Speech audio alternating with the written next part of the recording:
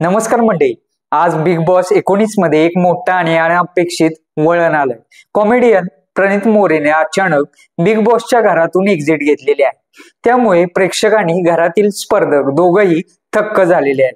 या घटनेनंतर सोशल मीडियावरती अक्षरशः भावनांचा पूर आलेला आहे. सगळीकडे हॅशटॅग प्रणित मोरे हा हॅशटॅग ट्रेंड होत आहे.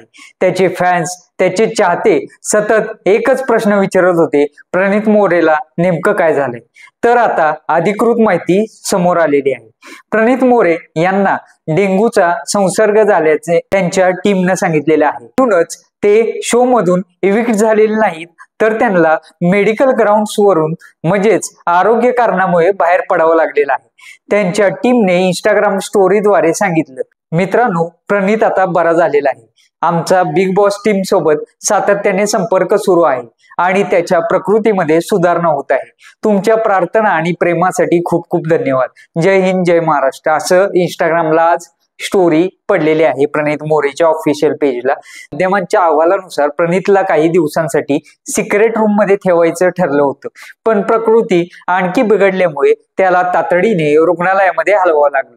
सलमान खाननं वीकेंडच्या वारमध्ये एपिसोड मध्ये सांगितलं, प्रणितच्या तब्येतीनुसार त्याला आवश्यक असलेली वैद्यकीय मदत घरात देता येणार नाही, म्हणून त्याला शो मधून बाहेर जावं लागेल.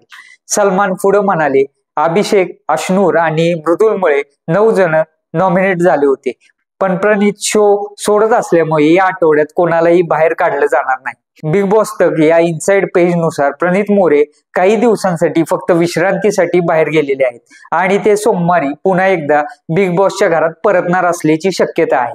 मित्रांनो, प्रणित हा केवळ कॉमेडियन नाही, तर बिग बॉसच्या घरातला एक एनर्जी पॉवर हाऊस आहे.